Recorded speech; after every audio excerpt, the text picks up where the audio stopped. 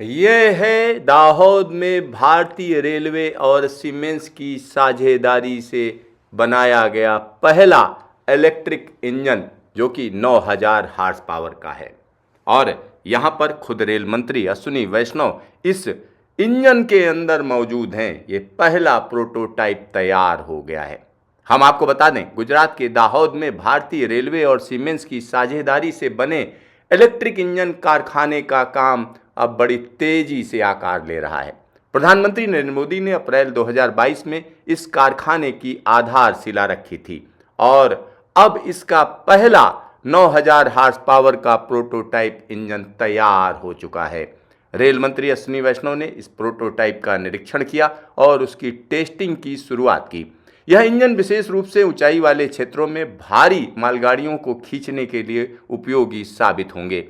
इस परियोजना के तहत 11 साल में 1200 इलेक्ट्रिक लोकोमोटिव बनाए जाएंगे, जिनकी मेंटेनेंस के लिए देश के 4 प्रमुख शहरों में डिपो स्थापित किए जाएंगे।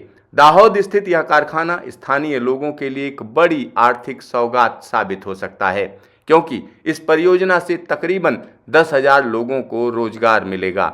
यह परियोजना मेक इन इंडिया अभियान का हिस्सा है और भारतीय रेलवे की बुनियादी ढांचे को मजबूत करने के लिए महत्वपूर्ण कदम है।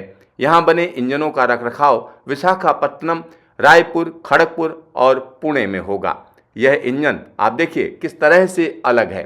और इस इंजन की ये बात करते हैं तो इसमें कहीं ना कहीं लोको पायलट के लिए अलग से टॉयलेट की भी व्यवस्था है। और यहाँ रेल मंत्री अश्विनी वैष्णव एक एक चीज़ को देख रहे हैं। इंजन के अंदर मौजूद है 9000 हार्स पावर का यह ताकतवर इंजन। देखिए, यह इंजन अपने आप में अनूठा है।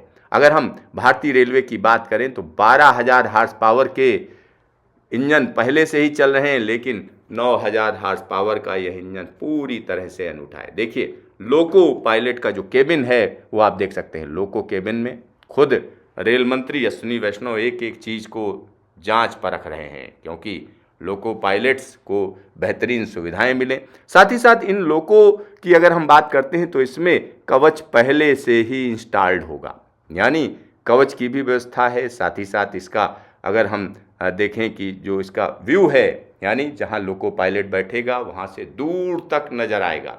साथ ही साथ इसमें तमाम अत्याधुनिक सुविधाएं हैं। और यहाँ पर एक और चीज़ मैं आपको बता दूं, इस तरीके के इंजन 1200 बनने हैं। 11 साल में 1200 इंजन।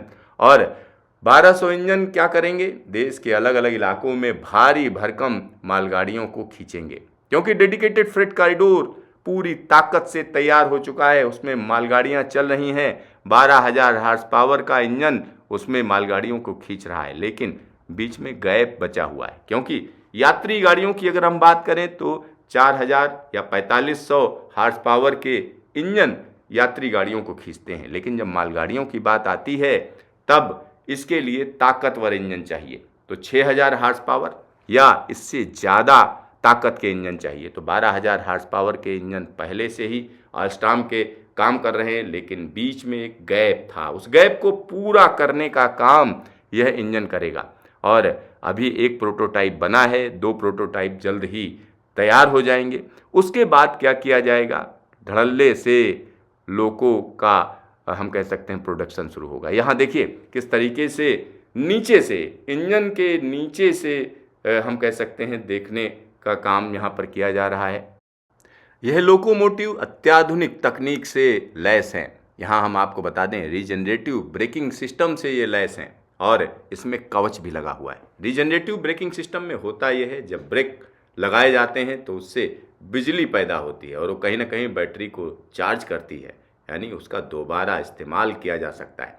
और यहाँ एक और चीज़ हम आपको बता दें, जो इलेक्ट्रिक इंजन है वो कहीं ना कहीं इस समय की सबसे बड़ी ज़रूरत है, क्योंकि डीजल लोकोमोटिव की तुलना में इलेक्ट्रिक इंजनों के उपयोग को बढ़ावा देकर कार्बन उत्सर्जन को कम करने का जो लक्ष्य है भारतीय रेलवे का, उसको पूरा करने की तरफ एक बड़ा कदम है। क्योंकि भारतीय रेलवे में अभी जो सबसे ज़्यादा ताकतवर इंजन चल रहे हैं वो 12,000 हार्स पावर के हैं, जो कि डीजल इंजन है।